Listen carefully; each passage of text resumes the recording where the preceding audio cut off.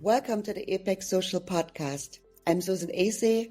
I'm the founder of APEC Social, and we are supporting care professionals, host families, children with all abilities in the United States, Australia, and in Europe.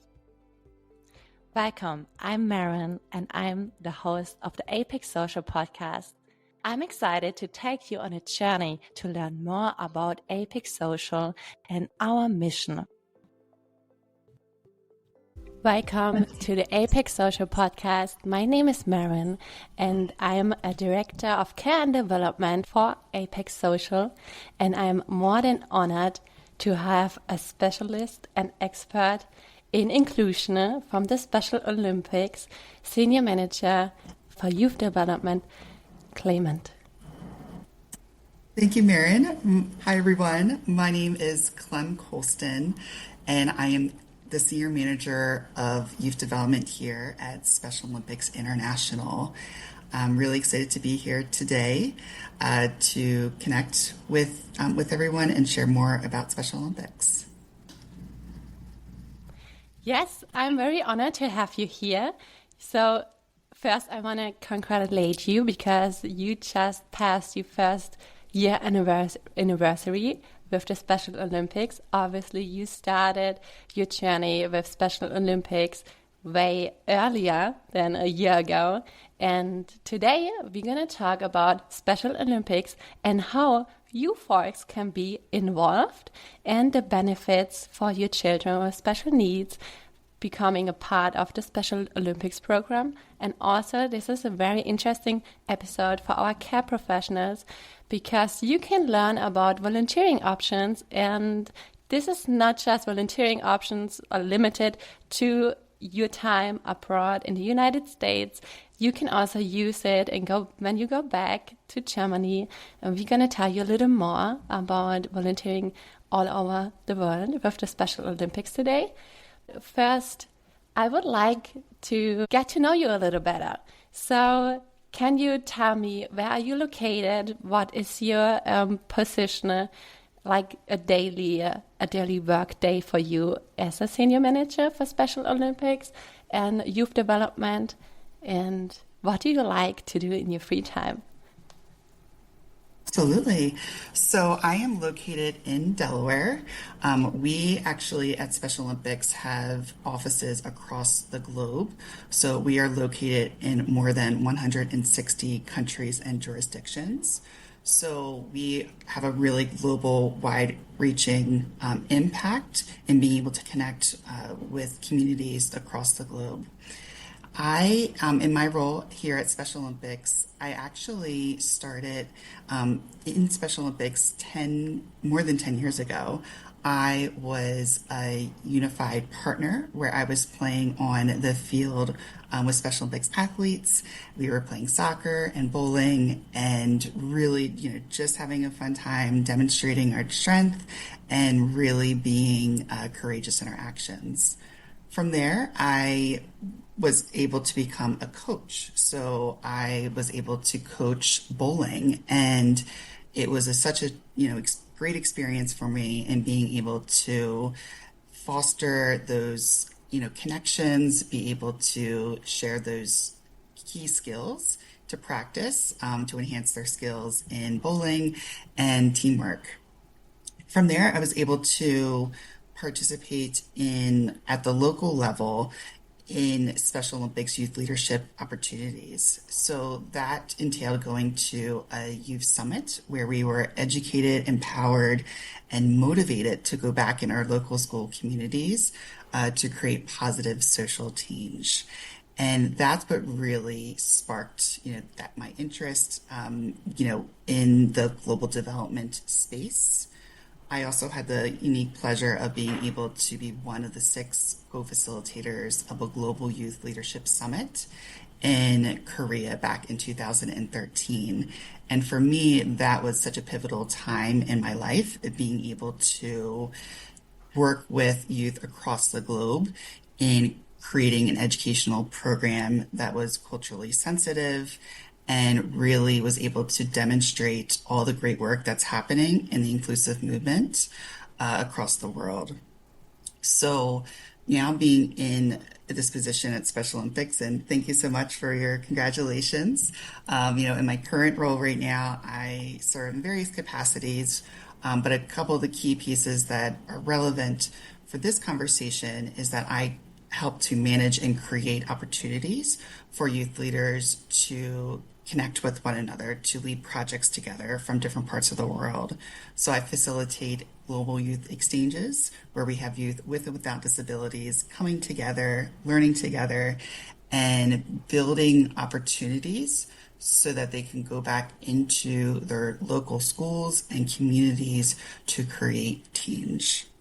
So really excited for, being able to have that unique experience as a youth leader within Special Olympics, and now being in a role where I'm facilitating programs, but I'm also working directly with young people and ensuring that their voice is not only considered, but is meaningfully embedded into all of the work that we are doing here at the global level. Mm-hmm. That's very inspiring. Thanks for sharing your journey. So everyone starts with the first step.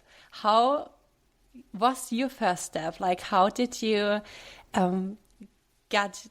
why did Special Olympics got your attention? Mm-hmm. So I love the focus on the story because we all have a unique story to share, and as we talk today, you'll get to hear more about that unique differences that each one of us has and how that really contributes to the beauty of the diversity within our community. So for me, I first heard, about Special Olympics because I have a younger brother who is so talented. He's actually a pro bowler. He gets great scores all the time. He's very good with his hands and building material, building projects. When he walks into a room, he knows how to make people smile. He's just infectious and such a great person. And my brother also happens to have a disability. And however, that does not define who he is. He is a person first.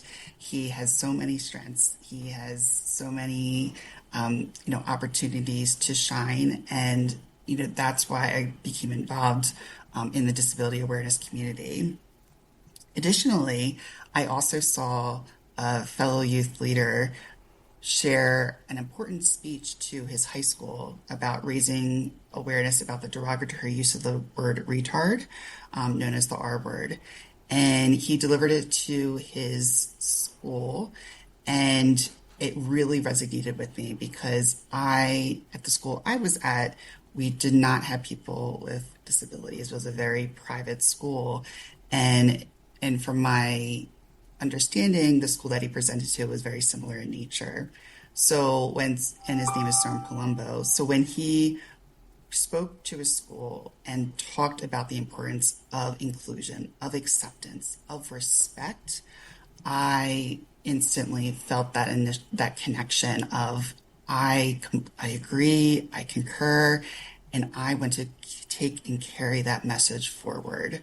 And from there, I was able to participate in different leadership activities. I led different projects that promoted inclusion and really started to foster those imperative connections amongst people of all abilities. Mm-hmm.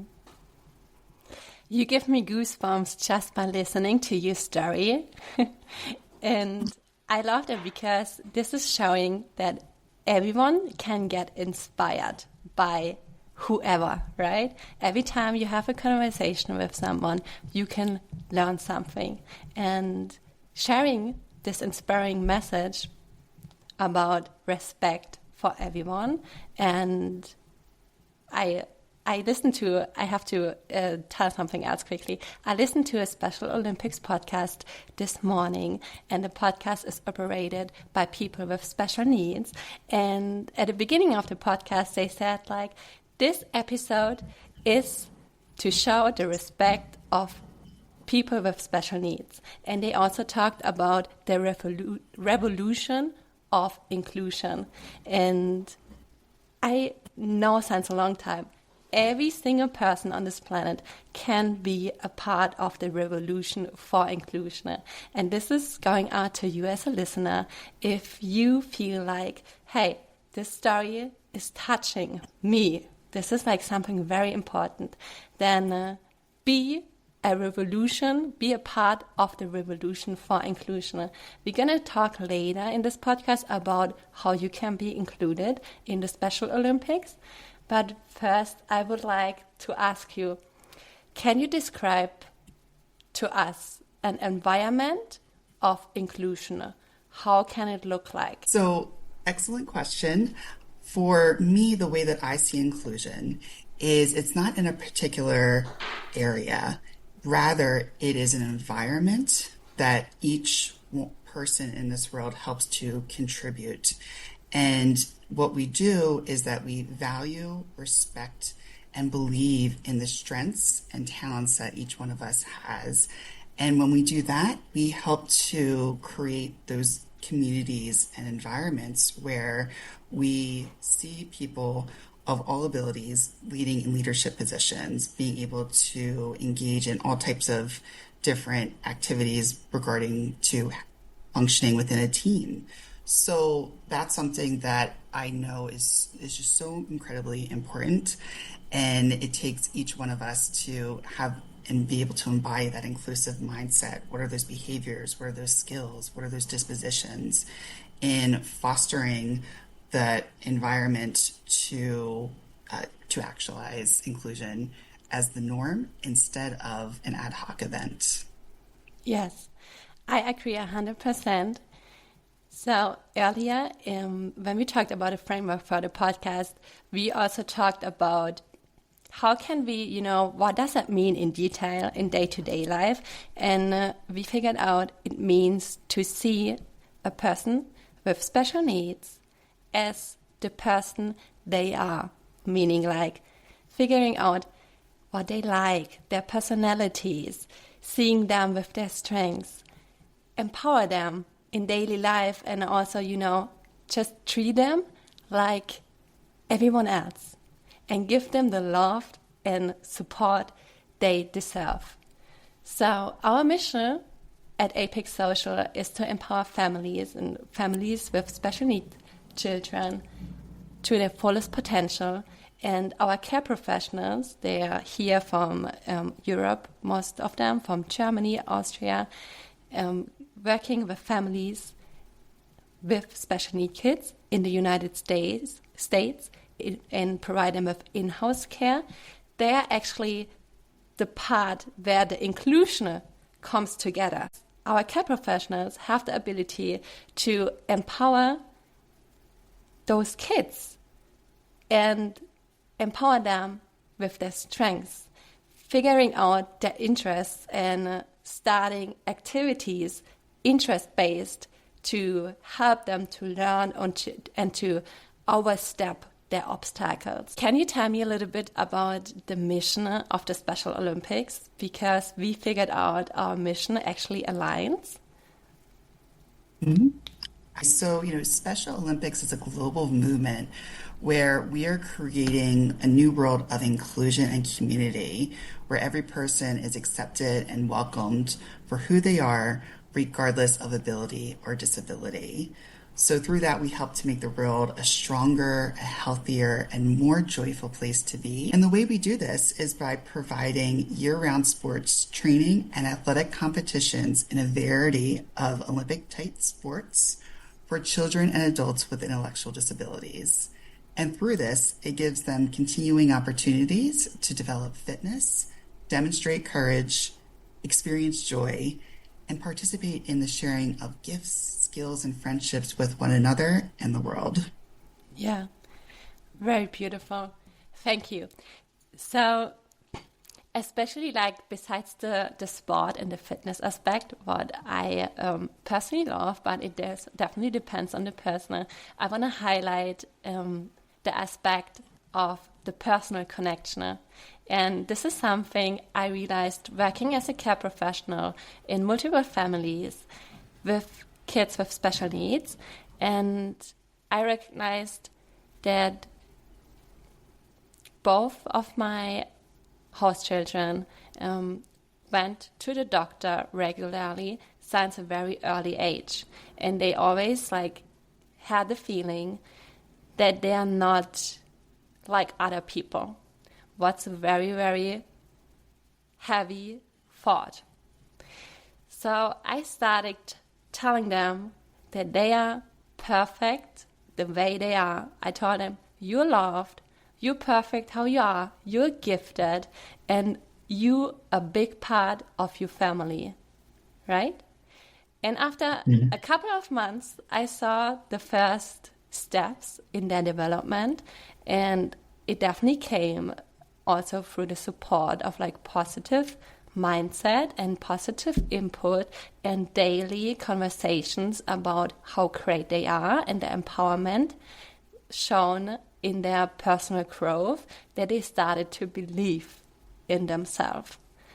And this is something I encourage our care professionals to do with your children too, positive reinforcement on personal individual strengths is so important, and definitely something you do with the Special Olympics through your sport activities, and our people do in the daily work with our families and their children. So let's talk about how can people connect to the Special Olympics. How can you be involved in a program?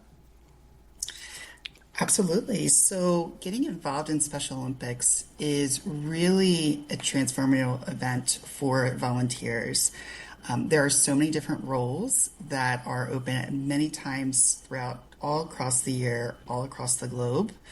As I shared earlier, we have more than 220 programs that offer Special Olympics in nearly 169 countries and jurisdictions.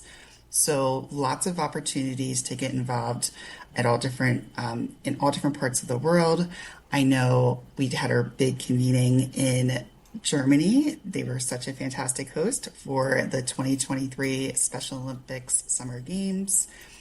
And in order to best get connected, what I'm encouraging people to do is visit our website and go to www.specialolympics.org/programs.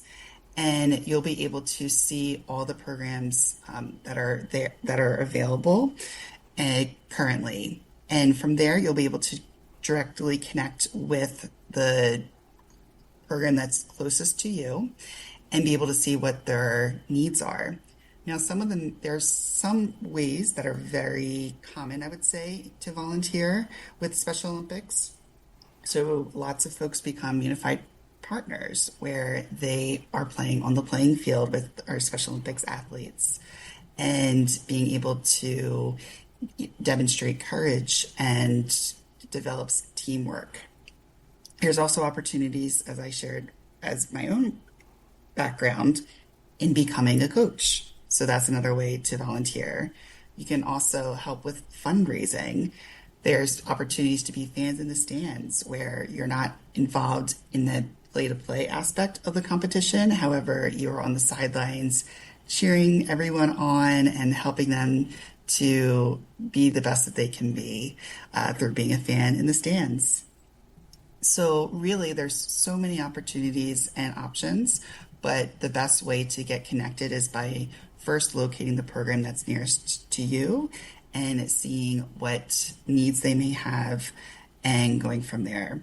Special Olympics is truly grateful for all of our volunteers that invest their time, their energy, their love, their compassion and creativity into the movement. And just thinking about Berlin, we actually had more than 18,000 volunteers from 126 different countries that gathered to help support and drive the 2023 Special Olympics Summer World Games. And I think that is such a great testament to being part of the movement. And one of the things that, as you talk with more people, Maren, with Special Olympics, is that once they're in the movement, they always stay with the movement. I think it is a testament to the work that we are doing and how we are working to provide opportunities for people of all abilities to shine, to demonstrate their abilities, and to really cultivate an inclusive world where people are valued for who they are. Thank you for also the referring to the volunteering and also the volunteering back in Germany in, I think it was in July 2023, the Special Olympic Games. And I also recorded a podcast in German with two volunteers and one athlete. He is an athlete from Germany in ski, slalom, and soccer and tennis. And there are so many opportunities out also for families with children with special needs and signing them up. So how would it work if, like, let's say, like parents are listening to this podcast right now and they think about, yeah, maybe I can include my child into a program? A great way to understand what options are available in your local community is by going to the same link as before. So going to www.specialolympics.org/programs. And there you'll be able to see the different Olympic type sports that are available in your area. We also have dedicated programs. So for younger children, we have our Young Athletes program, and that really provides them the strong foundation in them being able to compete in Olympic sports starting when they're 8 years old. Mm-hmm. So again, such a fantastic resource, whether you're interested in volunteering, whether you know of someone, whether it is a child or an adult, would be great with being a Special Olympics athlete. The best way is to go to your local program and getting connected from there. Yes, thank you. So when you worked as a coach, I bet you have a lot of memories about these times working directly with athletes together. Can you share a very heartwarming memory? Well, there are so many memories and experiences that are touching with working and being part of the movement of Special Olympics. But in thinking of one particular noteworthy memory that always comes to mind and what really tugs on my heart is when I was a coach for soccer. And we had a Special Olympics athlete. His name was James.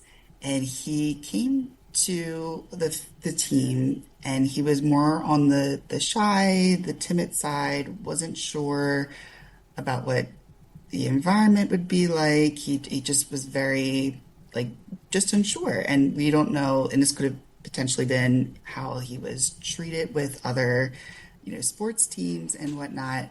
However, it was so inspiring and motivating to see James develop his self-confidence, develop in his skills in and off the playing field, where by the next season for soccer, he was the head coach and the head lead. And I think that was just such a transformational event because, within the world, we tend to think of leaders in a certain way, that they have to be the most outspoken. They're the ones that are, naturally born, and that really removes such a vast pool of individuals who do have so much leadership strength to be able to contribute if we provide the opportunity and create the environment for them to thrive in.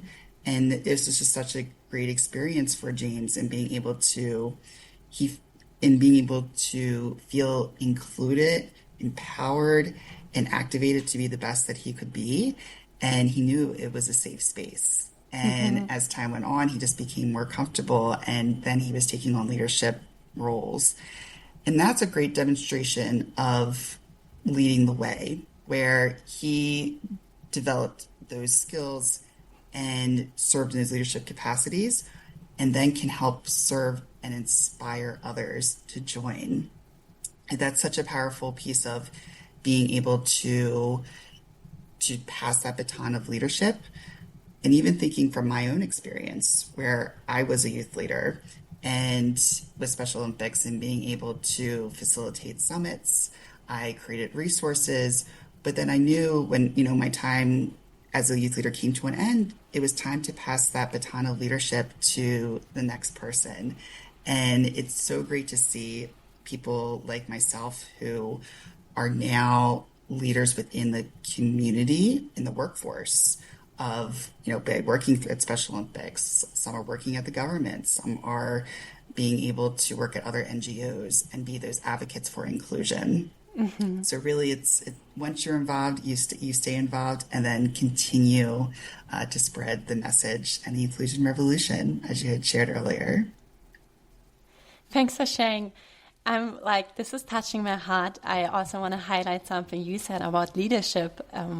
And one part of being a great leader is seeing individual talents and pairing them together into a team. And this can happen when you feel like you are seen by others. So, and this is why I think it's so important. This is a big important part to me about inclusion, that you see others by their talents or with their talents. And I love this story. This is very inspiring. I would like to ask you, since I have an expert for inclusion here today, do you have any advice for others? So for me, I would say the biggest piece of advice that I have is to see and believe in the diverse abilities of all people. I think that is the biggest, and I wouldn't say I think, I am saying I know, that is the biggest way to help promote inclusive mindsets, in knowing that, we all have different abilities and we all have strengths and we all have talents, but we have to have high expectations and believe in one another's ability to achieve and to thrive. So once we change the narrative and change the conversation through the power of sports, through bringing people with and without disabilities together, that is when we're able to really shift mindsets and be able to have individuals who are truly embodying the skills of being an inclusive person. Thank you so much. So we are almost at the end of our podcast recording. My last question is, do you want to recognize anyone from the Special Olympics team? Mm-hmm. So there are so many people that I would like to recognize, but knowing that just have time for a bit, I will share some highlights. So first is our CEO, Mary Davis, for her fearless leadership in leading a team of more than 200 employees across the world who are working in programs and regions in fostering a more inclusive world. Our chairman and CEO, Timothy Shriver, I also would like to thank him for being courageous in his leadership and really thinking out of the box in taking this movement to the next level. I also would like to thank our Chief of Global Youth and Education, Jackie Jodel, for spearheading the next generation of global youth development programming that's happening across the globe, and especially with our leadership with the inclusive mindsets. And really, I think that'd be a great podcast in the future if we could connect on that as well. And the most important stakeholder group, and the reason why we are here today, is our Special Olympics athletes. They are the ones that help to show us what it means to give it your all, what it means to be courageous, what it means to value everyone for who they are. And they just continue to inspire and activate and encourage us to be the best that we can be, as well as continue to develop these meaningful opportunities to demonstrate diversity of abilities and strengths. So very thankful for our Special Olympics athletes and our volunteers who really help to make this movement come to life. Thank you, Clem, so much for sharing your experience and your story and inspire our listeners, involved me. And now it's the turn of you. Take your phone, check out the local programs. You can include your care professional and tell your care professional about this episode, and maybe they want to become a volunteer for the J1 requirements, 20 hours of volunteering with Apex Social, and they can check out the programs in your area. Maybe you can include your children, like Clem got included as a big brother of someone with a diagnosis. And yes, I hope you got inspired by our recording, and I hope you have a beautiful day, and we hear us next time again. If you got inspired by this episode, please share with your friends and community. Give us a 5-star so others can learn about it, and we look forward to hear your feedback. Our goal is to empower families and children with special or without special needs. And we are excited to learn more about you and to hear your inspiring stories.